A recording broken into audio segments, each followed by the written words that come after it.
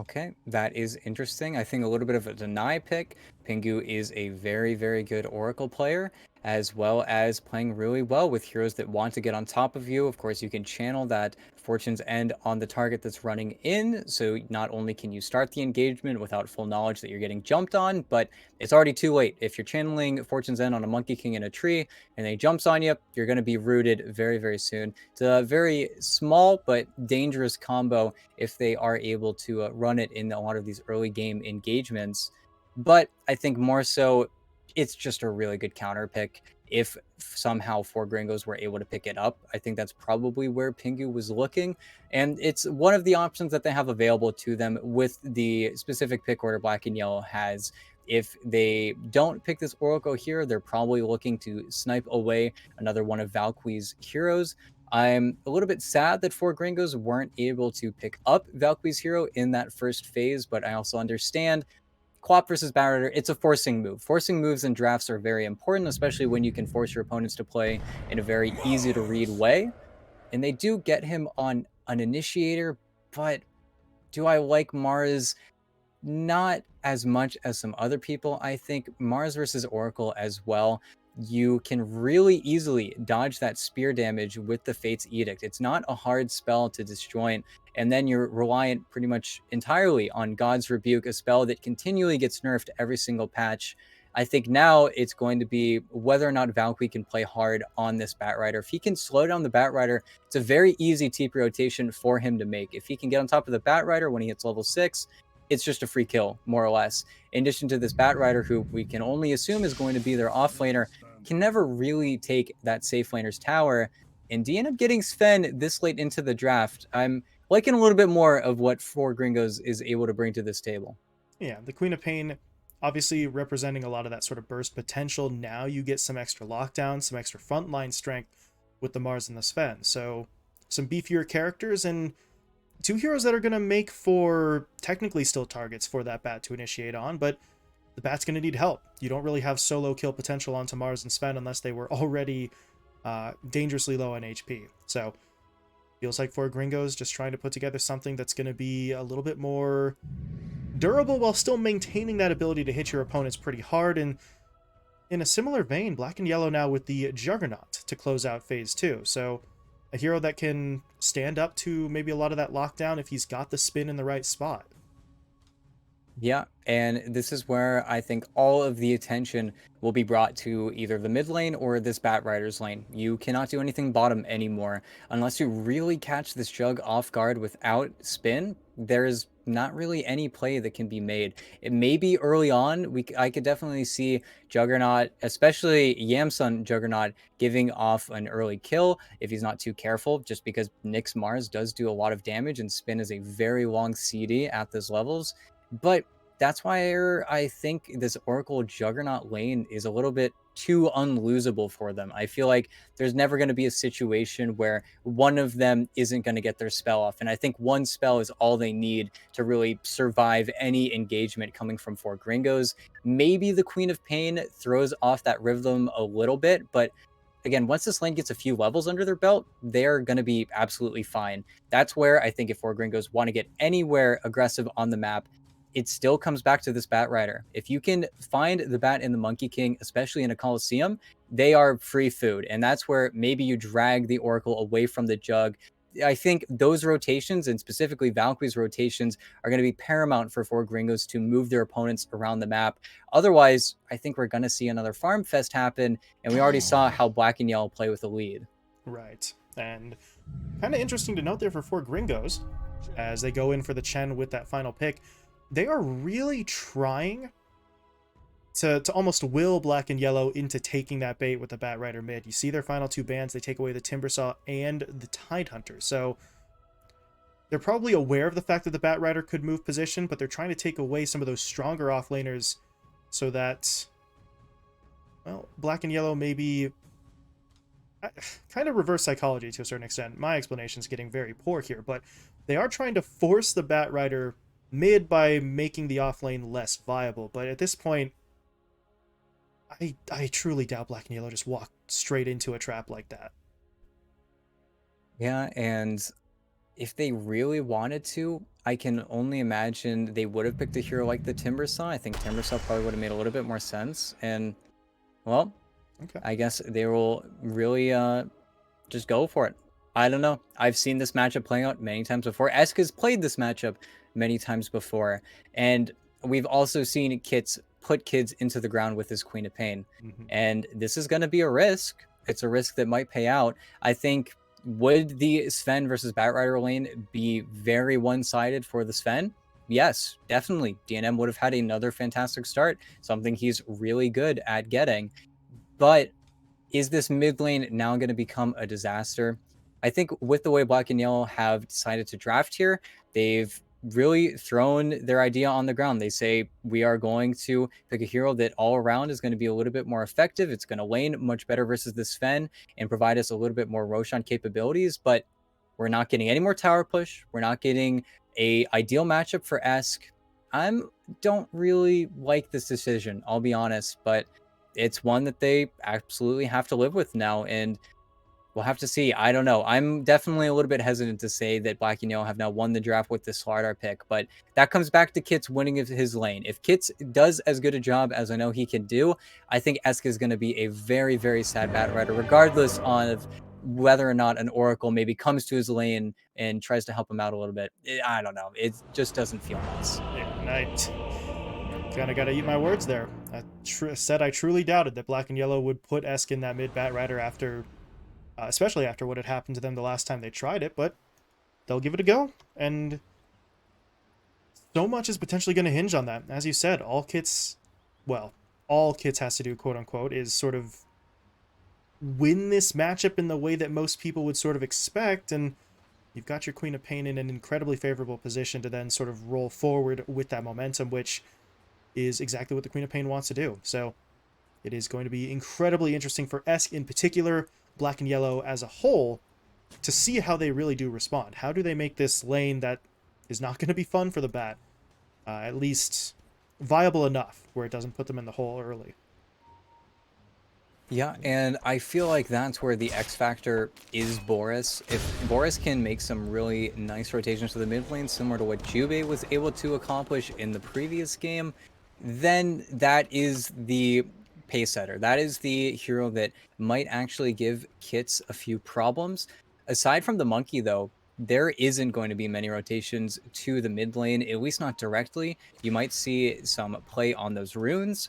Queen of Pain might be or rather, one of the few exceptions aside from those spirits that plays fantastically with pretty much every rune in the game. So if Kits can get a few of those active runes, you'll definitely see this Queen of Pain just start to run at you. But you're playing Queen of Pain with arguably infinite mana because you're playing versus Batrider, who has to spam the napalm just to last hit against you because Queen of Pain has 20 damage on your hero.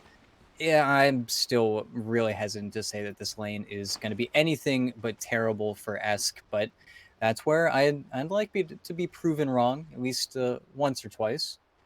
Yeah, it would be nice to see this one go maybe in an unexpected direction, but we'll have to wait and see. Kits comes to lane, though, with that magic stick, so knows what he's about.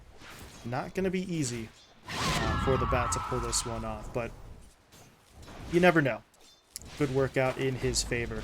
But for now, they're just going to start sort of trading those hits back and forth. Kits with 5 stacks of that napalm on him, so just have to be a little bit careful even this early on, but feels like he's going to be able to maintain a position here as long as he just really doesn't step too far forward. Although, look at this. Eska's going. Kits, yeah, getting pushed back a bit. So Esk trying to get aggressive early, trying to get that little bit of an advantage as soon as he possibly can. And if he can keep that kind of aggression up, then sure, it's going to go well for him. But we'll see what he does mana-wise. Bottle should be coming out to him relatively soon, though. Yeah, and that's where little misplays like Kits keeping those stacks on him a little bit longer than he ideally should have are definitely going to be punishes that Esk can play around. But the problem is once you get a few more levels, all you can do is exactly what Esk is doing. He is already preemptively skilling up the Firefly and might even just walk over to that small camp. You're not going to kill it in that Firefly, but you're going to at least try to set yourself up for a stack. something where Kits is going to take the lane from you a little bit. He's doing a really good job of keeping these creep waves back under his tower.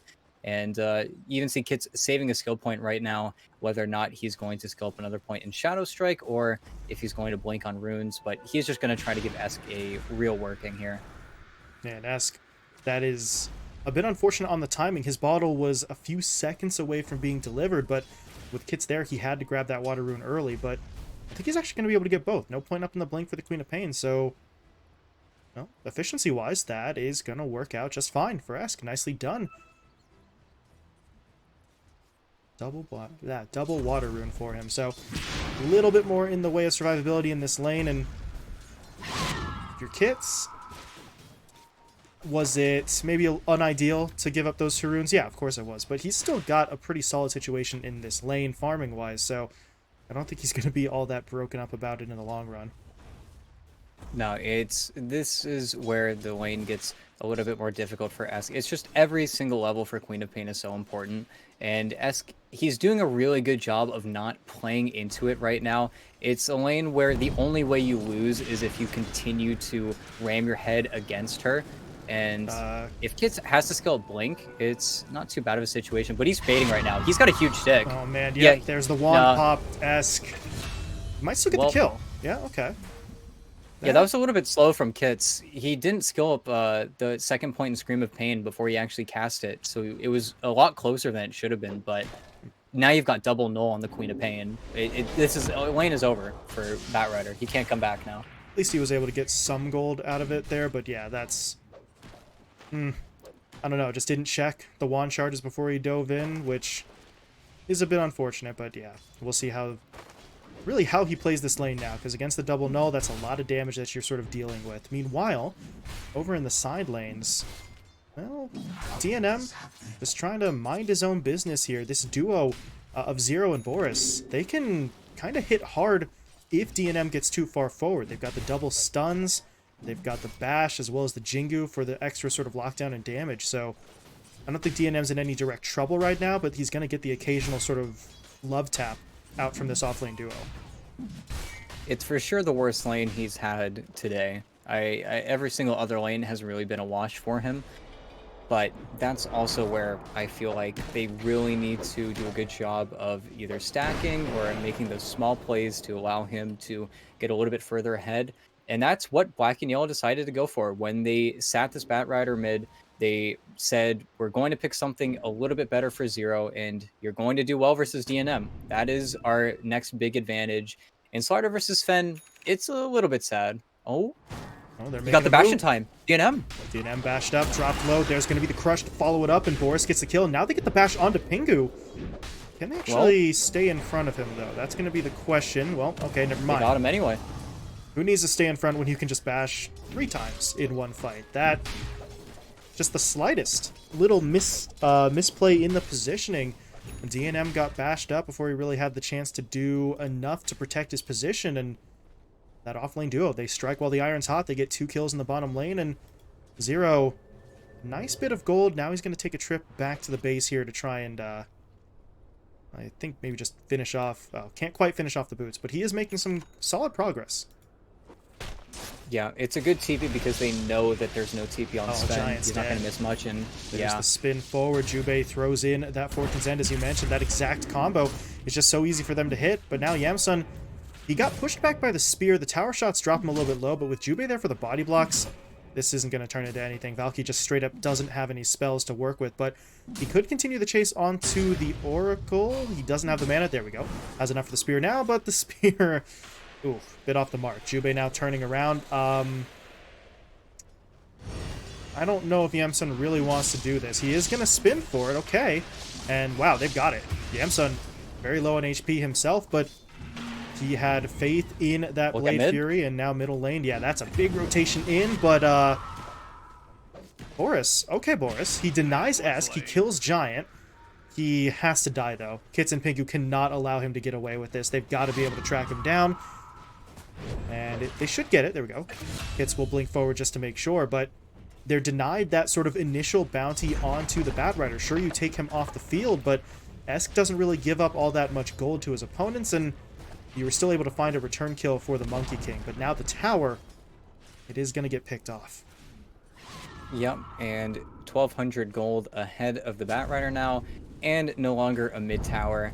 And this is exactly what was going to happen draft-wise. Again, it still goes back to that, and Pingu is, yeah, going to get ticked out there, unfortunately. But you lose your mid tower because of this Slardar pick, and that's where you have to wonder where the emphasis is going to lie. If you can get a little bit of that recovery farm, unfortunately for Esk, Boris has only been able to stack this large camp for him. We don't see those huge ancient stacks that Batrider still somehow is able to kill, and they actually get Yams on top. Okay. He was in there with the old kits. Well, with the Arcane Rune, I mean, make the play, jump in with Sonic Wave, and the Jug, obviously more durable than most early on in this game, but by himself against 3 with both of those ultimates thrown out at him, there really just was no way out for him. And now you see Kits and Valky, well, they're trying for the tier 1 tower. Not sure they're going to really get it right now. They've got a new creep wave coming up, but it is kind of slow going, and you see Kits already TPing away. So if they could have gotten that tower, that would have been big for them. Tier 1s, both mid and top, would have been taken in the first 8 minutes, and this north side jungle that the likes of Esk and the Juggernaut are going to need to very heavily leverage to get their farm would then become way more accessible to the 4 Gringos side. But they don't get it, but now they're looking for the fight. Valky comes in with the spear stun onto Yamsun. Giant and Pingu are rotating in. Pingu has a double damage rune, so we'll see what a DD Chen can really accomplish here, as they are going to try and jump in onto Jubei. Trying to slow him up. They hit him with the Penitence. The Fortune's End will be deployed, though, to keep Pingu off his back, and now Valky very low on HP. He's got to try to get himself away. The spear will push Yamsun back, but at this point, Black and Yellow are still trying to move forward. Yamsun has that... Oh, he had the Blade Fury. Does get it off there, but the Sonic Wave still comes through. And Yamsun is in a lot of trouble here. He's going to get picked off as Valky hits him with the spear. And that 1-for-1, they're very much going for Gringo's way. They lose the Chen, they get the kill onto the Juggernaut, and a lot of heroes make their way up to that top lane. When DNM, this would be massive for them if the Batrider is actually able to soul kill the Sven. Needs the lasso, doesn't have the mana yet, had it then, but by that point he's stunned up. So the DNM is going to be able to walk away. That was a potential opportunity, but the Bat can't quite make it happen. Good news, though, for Black and Yellow. Zero took the tower while all of that was going down. Tier 1 tower was taken in the bottom lane, so you see him finding some objectives there, but it's going to come at a cost. Up top, Kits trades the towers out. Boris was watching, but alone against that trio, there's not a lot the Monkey King could expect to do, so no choice but to fall back here. And now that scenario that I was talking about a moment ago, this north side jungle could potentially be open if 4 Gringos can get in there and start establishing that vision game. Yeah, as well as DNM taking an ancient stack that his allies were able to farm up for him. It's a little bit difficult. Unfortunately, wasn't able to get the possessed mask, but that's where this Mask of Madness will really fill the gap. But I'm still asking myself, how does Zero winning his lane as much as he had really do anything across the map? I think we're still going to play a waiting game, even Esk not having his really boots of travel at this stage of the game. It's really shocking to see, but we'll have to see how he recovers, because as of right now, the Sven is going to be on par with the Slardar as soon as the stack is finally cleared up. And then your Batrider doesn't have those same avenues. He didn't stack nearly as hard for him. Boris just simply didn't have enough time. If Boris left bottom, their one saving grace wouldn't exist right now. And Boris is having a pretty nice time right now, in all honesty. He's got a lot of levels. He's been the one occupying the empty lane for now. But I keep asking myself, what will this Slardar finally do? How does Slardar having the lead break open the mid tower? It feels like we are playing a little bit of that waiting game, and that's where 4 Gringos might be able to get a little bit more active on you, where Black and Yellow might not be ready for those fights as of yet. And even Giant, he's scouting out. He's trying to do what Boris did in that previous game. Getting a lot of vision for his team. Needs to be careful now, though. The Sentry Ward has been thrown down, but you just see him sitting in between 3 heroes. I guess 4 if you even want to count the Batrider sort of hanging out to the northeast. So they have a lot of vision over a lot of heroes right now. The question is, do they really feel like they can do anything about it? Giant has no backup outside of Pingu, sort of in the immediate vicinity, but I don't know. At this point, even the vision is going to be useful, because You see a hero farming in your own jungle. We've got Kits pushing mid, taking some of these camps. Valky's pretty much doing the same thing in the jungle. You even have DNM sort of further to the west. So you know where your opponents are. You can avoid that fight if you don't want it. They're just trying to maximize efficiency right now. And I don't know. When is the move for black and yellow, ET? Zero, he's looking for the Blue echo. top. Oh, there's the move. Okay, right on cue. Valky gets jumped in on, but that spear stun really kind of breaks up the play. Can Boris keep it going?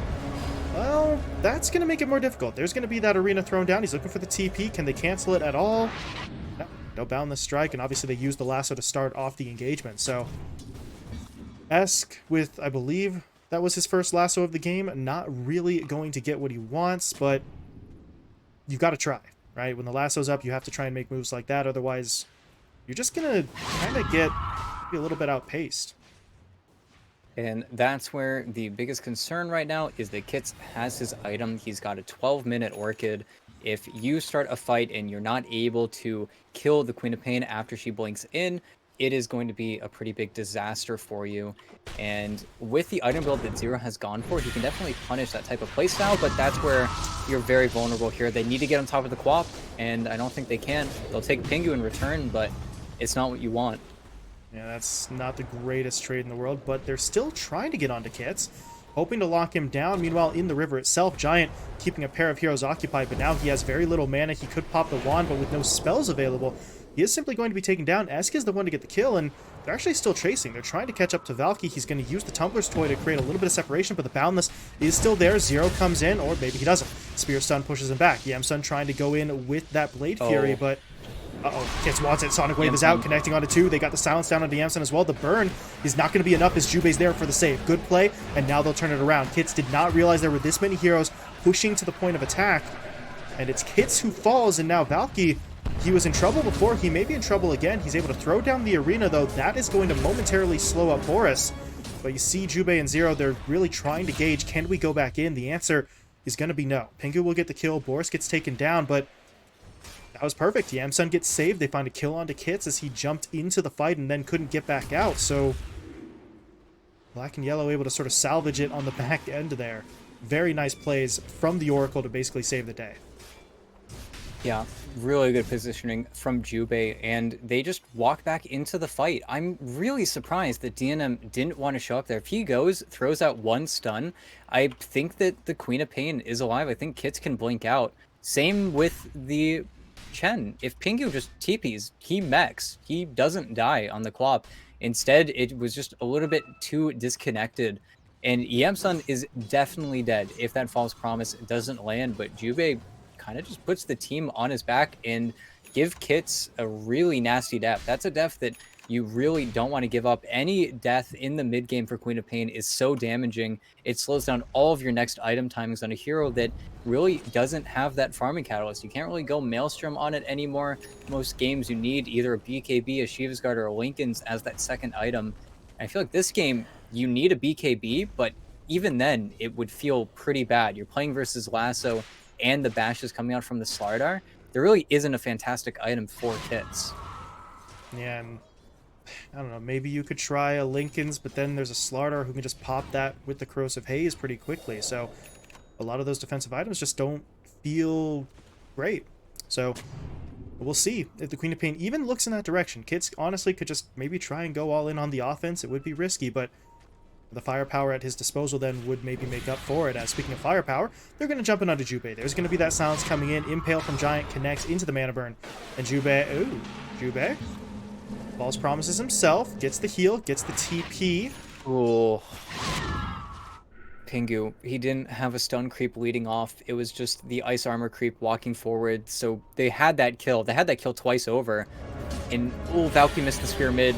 Still looking for it. They might still have it. Okay, this time DNM's here. The stun comes in. So they got a little pissed after missing out on the kill the last time around.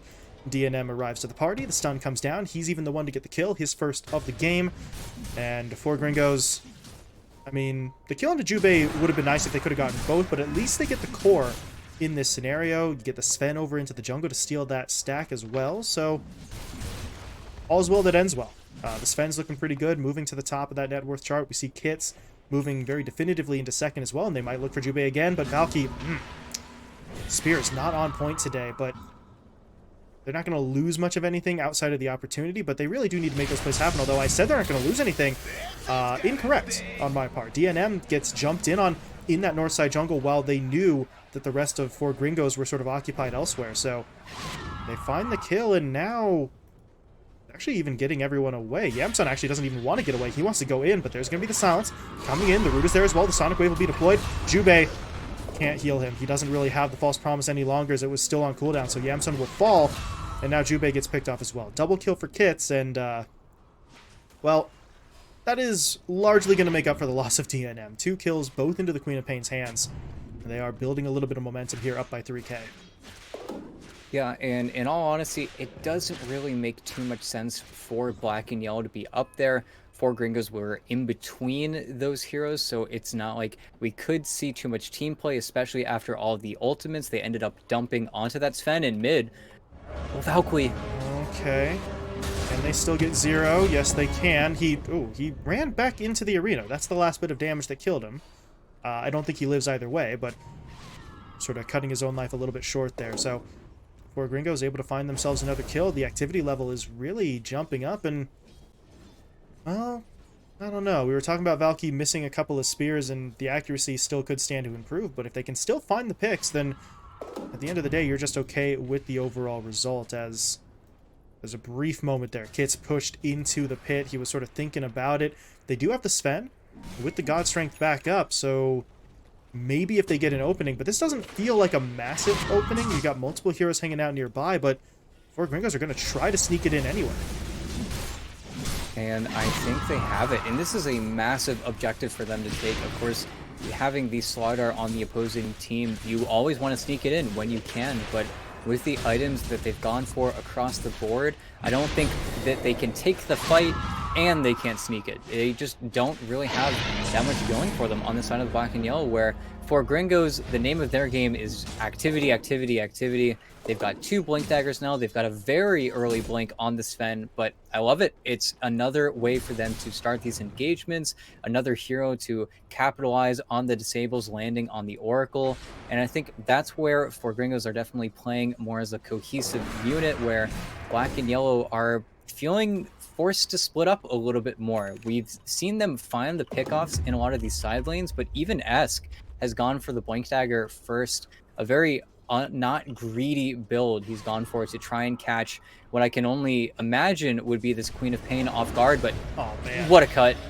They've they got the scan, but scan, they hit him with the spear stun. Horace, I mean, there's just no way you're getting out of that one, and his death at least allows Esk to clear out, but I don't know. If you're Black and Yellow, just what is the play? Esk has the Blink Dagger, but we've seen with this constant aggression, he has not really been able to make those initiations. Meanwhile, for Yamsun, this Battle Fury build does not put him in a position to fight. It's just a farming item for more farm. And now Yamsun, he's got to clear out. He is going to be able to TP himself away. His teammate, though, gets left behind. As Jubei silenced up, taken down. DNM will get the kill, but they sacrifice the tower in that instance. So if you're Black and Yellow, you do get something, and now... well, there were TPs coming into that north side jungle. They don't catch Pingu, though. He's able to TP away, but he leaves his creep army behind, so that's going to be a little bit of extra money, but Black and Yellow, we're truly hoping to find a pick off there. They're not going to be able to get it, but maybe they can reestablish some control in this jungle, because right now all the vision in this area belongs to the 4 Gringo side.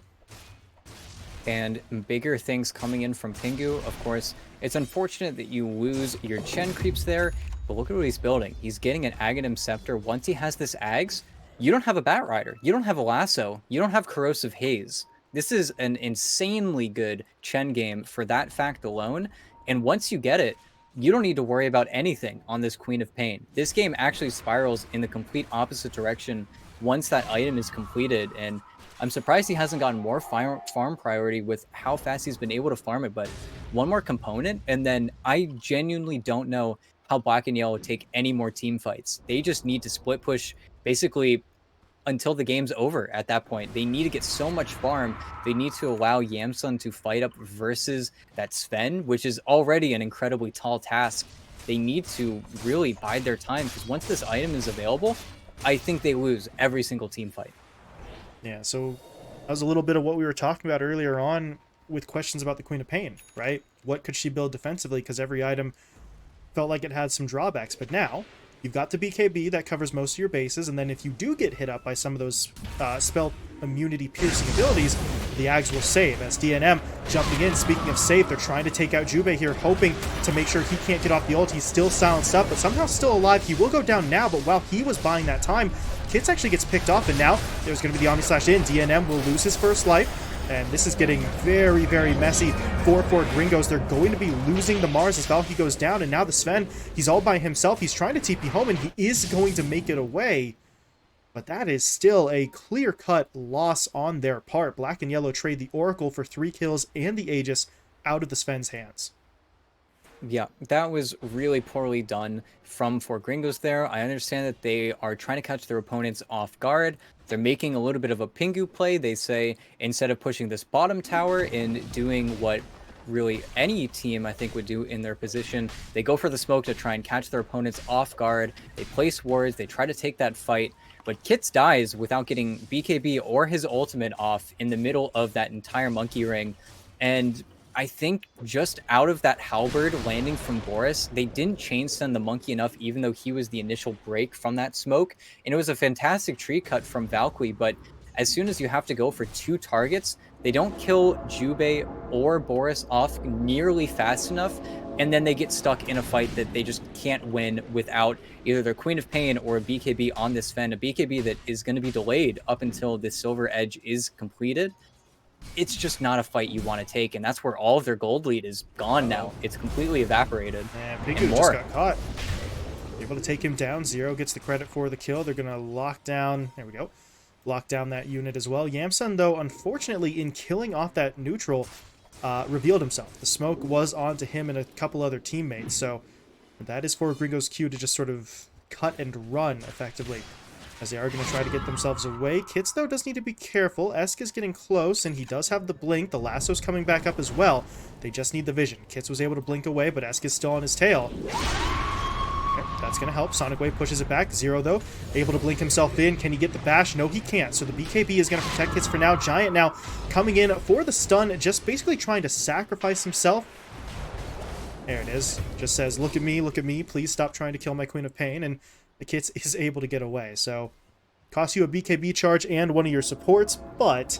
Oh, Valkyrie. That's a problem. They're going in. Zero blinks in. They get the crush down. The bash connects. Mars taking a little bit of damage, but he'll turn around. Throws down the arena. Gets off the spear stun, but the lasso connected. They caught the Queen of Pain. Yamsun's in with the spin. They're trying to kill Kits off. They don't have the damage, though, to actually finish him off just yet, but at this point, that's too far forward. Your teammates are way too far behind. I don't think he realized DNM was there. By the time he does, it's already too late. As Esk will fall, DNM gets the kill. And now Jubei trying to grab that gem. Is he going to be able to get away? For now, yes. Meanwhile, similar question for Valky. He is on the run, waiting for that Blink Dagger to come back up. He'll throw out the spear. Nicely timed to stun up Zero, but Boris gets him with the Boundless Strike from the tree. That will net them a second kill on that one. So Esk, yeah, he got a little bit too far forward there, but at least they're able to find something on the back end with that rotation. Yeah, and it's a strange play for the Batrider to make, considering the amount of vision they actually have on the black and yellow side. I think he knew fully well that DNM was getting ready to jump him, but at that point, you're just already committed in. You have to sit there and take it. And even Zero crushing before his Blink Dagger, just slight misplays being that Batrider's downfall, but you're still in a much better position than you were in 3 minutes ago. They've used 3 of their smokes. They've been burning them really as fast as they can get them in stock, but as long as it's working, and it definitely is, they are controlling pretty much the entirety of the map. The only place for Gringos to play right now is top and in their triangle, and when Roche respawns, that's where either team, if they're able to get those kills and buybacks aren't up on either side, both of them do it so quickly. There's not really any contest coming after that point. And that's where Valkyrie needs to be a little bit careful. I don't think he's allowed to go down as early as he has in a lot of these team fights. And he does have that BKB, but just hasn't found a fantastic opportunity to use it yet. They do have that Hand of God upgraded now on the chat. The Boris. Agnum Scepter was completed. Boris. Wow. All right. Making the great escape here. DNM still trying to track him down, but there's going to be the Boundless. That gets him enough time to jump to another tree, and Boris is still trying to get Oh, away, but Kit's able to hit him up. There's going to be the TP, though, but it's immediately canceled. Good hit from DNM to cancel that, and Boris just has to hold his ground, and yeah, he's not making it out of that one. Boris finished off Valky. Little too late on that one. If he does get that down, maybe they do make the play onto 0, but Slardar is able to blink away in time, so they're going to limit the damage to just the one hero, and Boris dies, but he makes them work for it, and the Monkey King being dead does not open too many doors for 4 Gringos right now. They can't immediately look to group up and push back in again, and Roshan's not up for another 5 seconds. and what a perfect hero, Monkey King. It's good for the exact same reasons that Nyx Assassin is good. You're always that smoke breaker. And I honestly think if Morris just stayed in the trees, he would have gotten out of bottom. But it's also all of the space and time in the world. Your entire team gets to farm the jungle. You get to farm a little bit of their side. You get to take some control back. But that's where this Roshan is so incredibly important. Kits needs to be so careful. He could definitely give away the play here, but that's where you have this global save now in the hand of God. If I got lassoed ever gets spoken on the mics, you are always going to see that be given in return. And there's no real option now for Esk. He has to wait for that hand of God to be committed.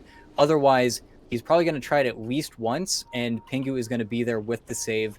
So they can't rely on the Batrider anymore. They need to take these long, scrappy fights, and they can't allow 4 Gringos to get any clean initiations off. Otherwise, they're still in the driver's seat, I want to say, on the 4 Gringos side. They just have the better initiation, straight up. And they got a BKB on the Sven now as well. So between DNM and Kits, not a lot is going to come through. You have to hit them with something like the lasso, and then if you do, as you said, Pingu's just there to sort of bail them out. So your soft lock isn't going to work through the BKBs. Your hard lock isn't going to work through the Hand of God. Your options are so incredibly limited right now. You don't really want to jump onto Valky either because guess what? He has a BKB too. So I don't know. Maybe you can pick off someone like Pingu. If you take the Chen out of the equation, then we're talking about something entirely different scenario-wise. But if you're jumping onto the Chen, you're probably using the lasso to keep him out of the fight as well, which means you then don't have it for any of the cores. So no matter what avenue they take, no matter what path into this fight they want, it feels like it's just going to be so difficult for them. There's so many different angles that they have to cover. But they're going for it. Ooh. Smoke gets the Yamstone forward, but he does pop. Yeah, they got to be really cautious with how they take this fight. Anyone dies this close to the pit without buyback, it's going to spark the other team heading into the pit. They want Black and Yellow can even start it. They have Slardar. They're the team that can definitely do it with just one hero hitting. And Yamson's going to put the pressure on. In the healing ward just to keep himself sort of topped up. The scan, though, that scan is kind of unfortunate. Jubei is so close to the ridgeline that 4 Gringos may assume that this is actually heroes on the high ground, not in the water itself. So they may have just unfortunately psyched themselves out with that scan play, but you got to assume somebody's going to come check this. Just physically poke their head in as Valky, there we go, making the move, drops it down, but immediately going to get hit up by that Omni Slash. Kits, meanwhile, was stunned by Zero on the backline, so not a lot to do, but there's that lasso immediately canceled out. Pingu is there with the Hand of God, and, well, Black and Yellow will lose one. They do eventually get Valky, though, so this is going to be a 1-for-1 trade for now, but there's a Sonic Wave deployed by Kits, trying to lock down Yamsun. Can they get the Juggernaut? As of right now, no. Still dancing his way into the river line, but his teammate's in trouble. Esk, isolated on the high ground. He's going to get jumped in on by 3. And they do find that kill. Now things are starting to reset. Can they actually... They're going to try to steal it. Yamsun, he's in. He's going. Giant, though, making his way in. That's going to be the sentry. Actually, that's his own sentry, so they don't see it, and they've got it! They take it away. Kits will snatch it. And that is the worst case scenario for Black and Yellow. It could not have gone any more poorly than that. He got bashed the second Kits blinked in with the Scream of Pain, so he dies instantly. That wasn't even a stun coming in from Giant. That was just unlucky as can be. That fight was already incredibly unlucky. I'm surprised that Boris walked out of his ulti. He canceled his ultimate way more prematurely than I thought he actually would. And now you threw everything into that team fight. Of course, Yamsun has buyback and you have Glyph right now, but that is a huge swing. And now Aegis over to Kits. You're going to feel so safe on this Queen of Pain. I believe, Shiva's Guard going to be completed as soon as the Crow gets to make that adventure. And now, 4 Gringos, they get to take back a lot of that map that they lost originally. And I'm surprised that they really gave away their position. they really didn't hold as long as I think they could. That jump from Valkyrie was definitely not the best, but you kept Boris from getting that Monkey King ring down for such a long time. In addition to that, because of all the trees that got cut on the low ground, you get to see Jubei, who thought he was being really sneaky, but you die to that Sven so quickly as soon as your hand gets shown, and you don't have a Batrider. As we keep reiterating, this Chen Ags is the perfect counter to it, and there's nothing that he can do. There's no way he can play differently. It is a fact of the game now where you need to force this Chen to pop his ultimate, or you need to make a play in the 2 minutes he doesn't have it, but everything gets reset now. You get to finish all of your items on the 4 Gringos side, play with an Aegis, and force your opponents to now reactively TP back because they don't have Glyph. This is 4 Gringos' moment to really take control of this game. And Giant as well. Ag's pickup on the Nyx Assassin is going to add that little bit of extra protection for when 4 Gringos do try to push in. So this is very complicated for Black and Yellow in terms of how they're going to be able to approach this one. Their lasso is maybe not technically useless, but kind of close to it. And really, what are they looking at damage-wise? Yamsun, he did get the Skull Basher up a little while back, so that's going to make him a little bit more intimidating, but I don't know. It just feels like Yamsun can't go in and just find a singular hero. He does have the Swift Slash, so maybe if 4 Gringos aren't grouped up enough to sort of spread those bounces out, you could get all in on somebody, but that is a pretty big if. As Kits, okay, knocked back a bit there, but no one was really willing to push in. They know even if we get Kits a little ways away, he's still got the Aegis and he still had teammates behind him. So Black and Yellow just hesitant to jump in. They at least saved the melee racks, though. That is still standing, which all things considered is kind of a win for them. But how much longer can they hold out, and when will the next push come? 4 Gringos really just seem like it's entirely in their hands. And Yamsun has done a really good job on this Juggernaut. If he can keep his top wave pushing in, it'll make your opponents look back just that little bit more. But unfortunately, he has to break the pressure. He has to deal with more than just the top wave, and that's where 4 Gringos are not going anywhere. They are going to sit right here. They're going to push in your building. They know you don't have Glyph for another 2 minutes. This is really their best opportunity. Of course, Boris being pretty cheeky there. Of course, with max level tree dance, you are allowed to be. It's the same tree dance in the previous patch. And they're trying to make these plays onto Kits. They're trying to get that Hand of God, the knee-jerk reaction from Pingu, but he is so patient on this gen. He has watched Kits eat a lot of spells and hasn't moved an inch. Yeah, and Pingu knows. I mean, cool. Kits loses maybe a third of his health, somewhere in that vein, but if the lasso isn't used, right, if the haze isn't there, if they're not going for the Wukongs, I think Pingu is pretty much aware of the fact that they're not going to be able to kill the Queen of Pain off that fast unless they commit one of those big ults that he's just waiting on. As mid, Valky jumped in by 0. Good BKB from the Slaughter to prevent any sort of counterplay, but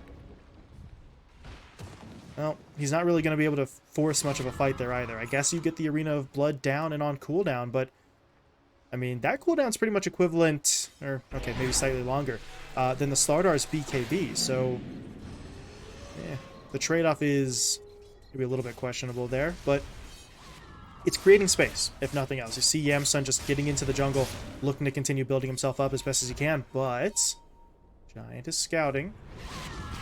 They got to be careful here. They know that this Sven is showing top. They don't want to get caught off guard in this position. That's where DNM is syncing up with his teammates again.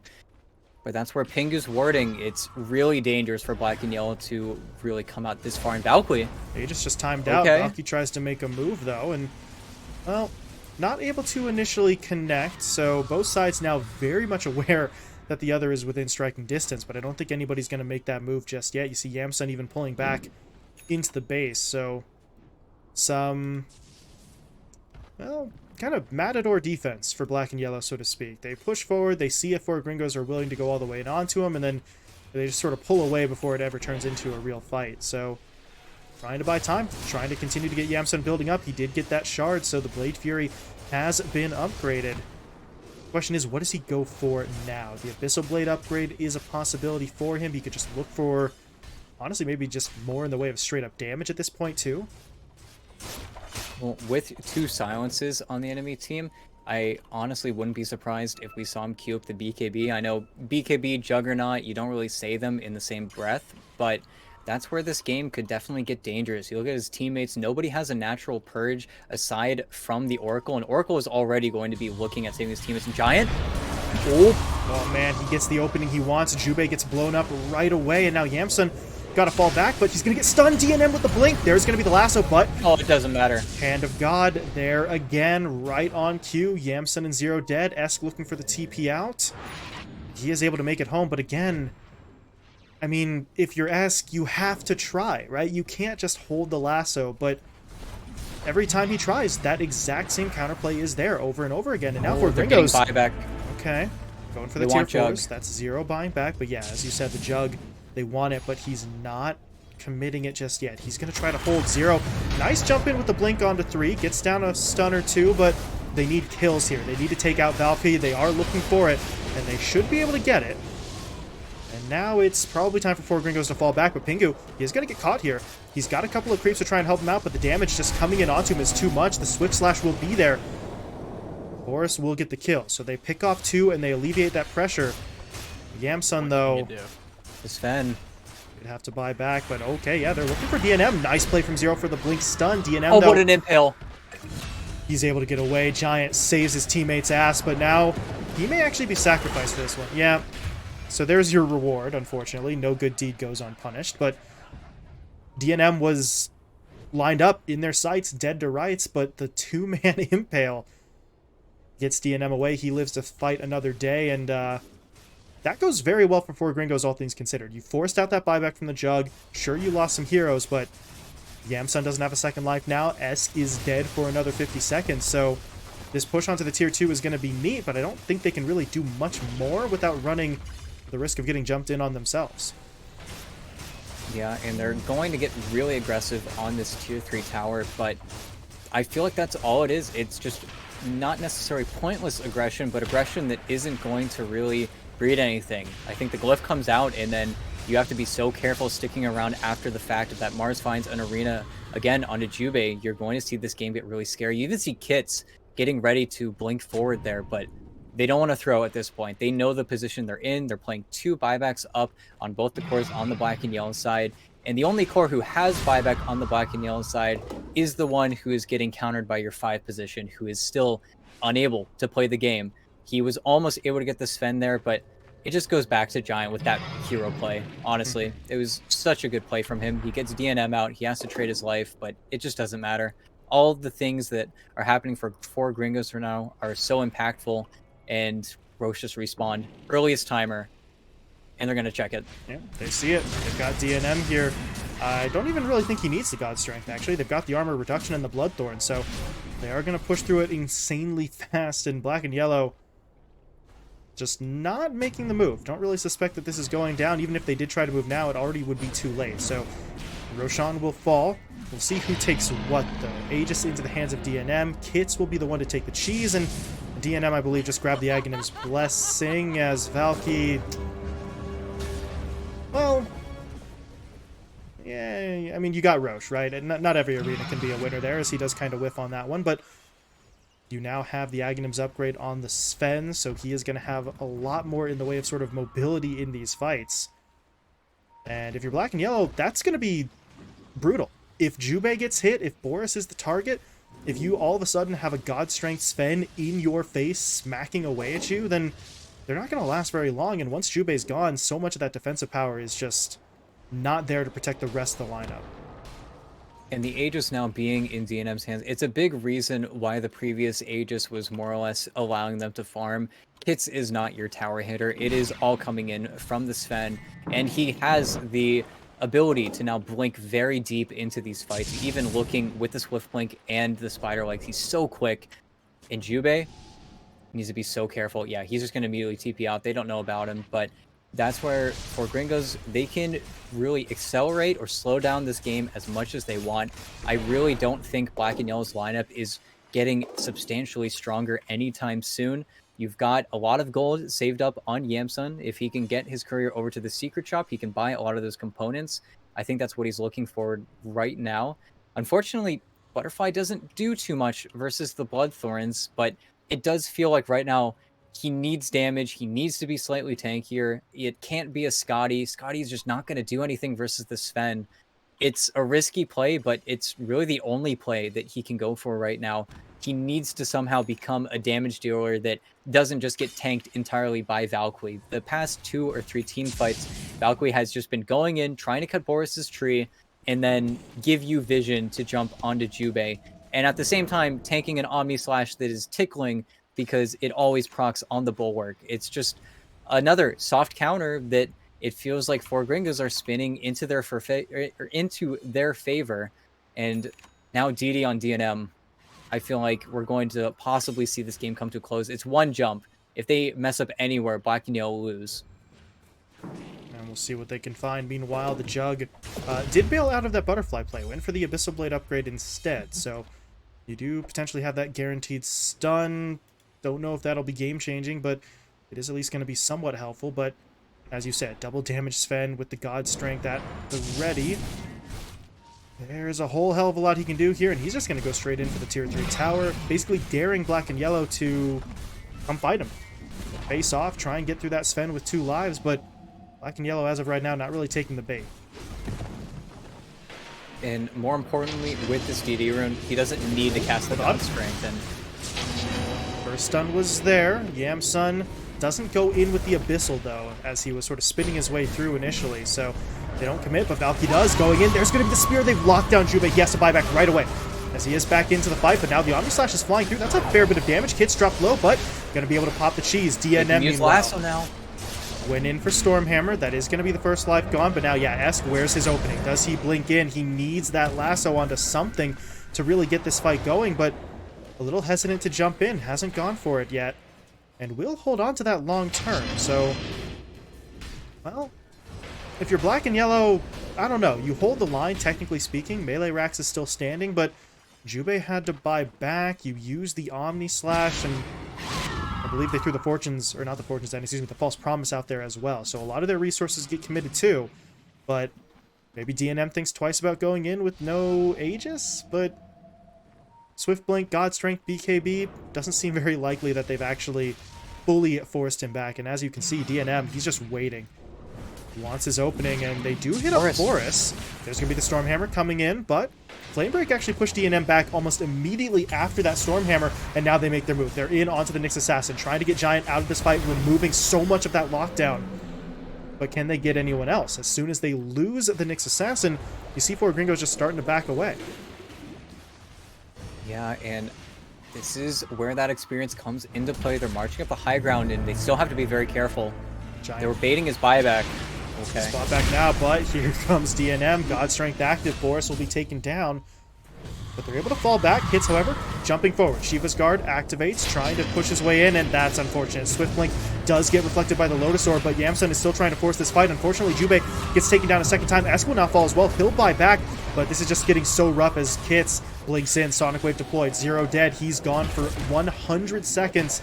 And I don't know if Black and Yellow can hold this one. They're trying to fight inside the Wukongs, but now the Sven jumps forward. Esk is able to blink away, though. They get him with the Abyssal Blade stun, but now, well, another Lotus Orb reflecting another Swift Slash, so Yamsun just doesn't have the damage that he needs right now. And it feels like Black and Yellow are really just starting to wind down. Boris, however, not dead yet. Zero is back in after getting enough money and cooldown for his buyback, but again, the damage just isn't enough. Yamsun can't stay on these targets. He's going to try to push forward with that Blade Fury, but at that point he's pushing alone into about 3 or 4 enemy heroes, so he is going to back it off.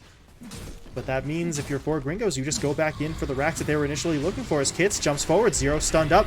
Penitence comes in to make sure he's not getting away as they just keep him locked in place. They're able to find the kill, but Yamsun spinning forward. DNM low on HP. He does get taken down, so Black and Yellow not willing to give this one up as the Omni Slash is going to jump through. It's bouncing to the creeps, though. And, well, Yamsun now has to try and run away, but the Impale from Giant connects onto both of them. He'll burrow now as well for that Spike Carapace as Yamsun falls. Buying back immediately, however. Black and Yellow not willing to go down without a fight, but at this point it feels like they're just about out of strength. Boris gets taken down, and it's just Yamsun and Jubei against the world here. And, well, they're not going to be able to make it happen. They do back off, and the base will continue to get hammered away at. And I think that may just be it. Yamsun gets the kill there with that Swift Slash, but But the Ancient has been exposed, and this should just about do it. Jubei gets stunned up and taken down, and there's the GG. Yeah. Yeah, and what can you do, Chubby Bros? But that entire last engagement was just a lot of tiptoeing, a lot of being really cautious on the high ground there. But Black and Yellow, they just overextend for a few moments too long. Boris gets caught. He has to buy back immediately. Now you're playing at an even larger deficit. I think Zero had the timer at the end of the game there, but you're getting no farm. You're getting no more items on the slaughter once you get your back into the base. And at that point, Esk was not able to thread the needle. He was not able to find that immediate target whenever they were still sticking around that high ground. And it felt like for a second there, Black and Yellow could definitely turn the game around completely in their favor just because four Gringos were so certain they were going to find those hero kills. They were not focusing on those buildings at all. They were looking for those picks because they knew how important playing around the fact that there weren't any buybacks on the enemy team. It just falls apart at the end there. And hey, look at that. Batrider had a terrible game. Who would have thought that Esk wouldn't be able to do very much in the matchup? But I think that's where Black and Yellow, even though it wasn't entirely apparent to both me and you, that Ags on Chen completely changed the story. That's what made, I think, both this Queen of Pain and this Mars feel unkillable. As soon as they almost suicidally blinked in, there was no counterplay. It was just Pingu playing the waiting game. And the one moment where Esk had it, he couldn't pull it off. And I think it all goes back to that. Yeah, and they had to settle later on for that lasso play onto Giant. They did kill him, but at that point, that's just not enough. So yeah, ET, as you said, we were sitting here wondering, how's the Queen of Pain gonna sort of deal with that? How are they gonna keep some of those heroes alive? And Pingu says, I have a plan, and it was a pretty damn good one at the end of the day. So that Aghanim Scepter play really changing the dynamic of the game as four Gringos able to get themselves the win. Kind of the same scenario as the previous series. This time, though, they get the win through merit, not through the unfortunate DC glitch. So, four Gringos close out the day with 2 points on the board, so an even split of their matches. Black and Yellow, meanwhile, they still got their point as well with that one-sided victory in Game 1, but their shot at that 2-0 sweep sort of slips through their fingers there with what started as maybe a bit of a draft misplay and then obviously snowballed into just getting sort of outplayed and outmaneuvered by the Chen and the cores for the four Gringos side. But you come away with 1 point. That's going to count for something that keeps them right there in the middle with a lot of those other squads. Yeah, and when those issues aren't there, we already saw how easy it was for them to win that first game. So it's not like Black and Yellow are any worse team after this matchup. But unfortunately for them, really a 2-0 would have done them a lot of favors in the long term, especially with their position now in the group stage. Of course, nothing is said concrete, but it definitely would have been that cushion that they can definitely rely on. But for Gringos win the one game, the DNM has a terrible start. Who would have thought? Who would have Yeah, thought? it's always weird how it kind of goes. And we say terrible start. He ends the game 10-3 and 13. So you really would not have guessed that things got a little weird for him in the early stages. But congratulations to four Gringos. They will get those 2 points on the board today. Meanwhile, we are getting ready for our third series. We're going to be bringing D2 Hustlers back on in after the unfortunate ending to their first series of the day. They're going to be facing off against Team Team in just a little bit. So we are setting that one up, getting the teams ready. Before we go to that break, though, we do need to get in a word from the sponsor of this event. Thanks to our sponsor, N1Bet. You can deposit with digital wallets and crypto and bet on Pro Series 8 matches with N1Bet. You can also use the promo code BTS Dota at bts.gg/N1Bet to get an exclusive bonus without actually having to make a wager. So you get that bonus just for using the code. Don't actually have to make a bet afterwards. You probably will if you're using the code, but you don't have to. So thank you to N1Bet for setting that one up for us. And with that in mind, we will be moving on. Team Team versus D2 Hustlers. I'm going to be coming your way in about 10 to 15 minutes here. So sit tight, and we'll bring you that third series just as soon as it gets underway.